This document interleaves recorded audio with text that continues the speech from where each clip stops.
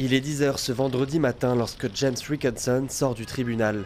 Alors qu'il aperçoit les journalistes, il tente de se débattre, dans l'espoir de leur dire quelques mots. En vain, mis de force dans le fourgon de police, il parvient à lancer cette phrase à travers la fenêtre. « Mais pour quel pays j'espionnerais ?»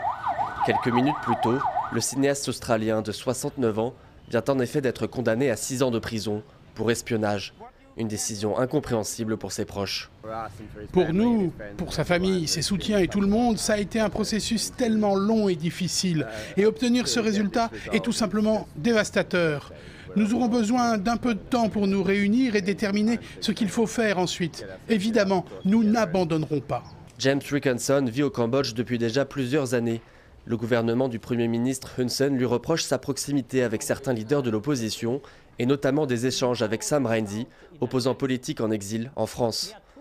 En juin 2017, alors qu'il filme à l'aide d'un drone une manifestation de l'opposition, le cinéaste est arrêté. Ces images sont utilisées comme prétexte pour son incarcération. Après plus d'1 an en prison, les négociations autour de sa libération semblent toujours au point mort.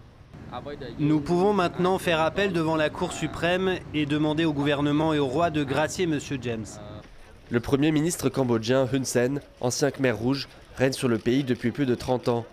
Ces derniers mois, et à l'approche des législatives, il avait entamé un vaste plan de répression, emprisonnant des dizaines d'opposants politiques et de journalistes.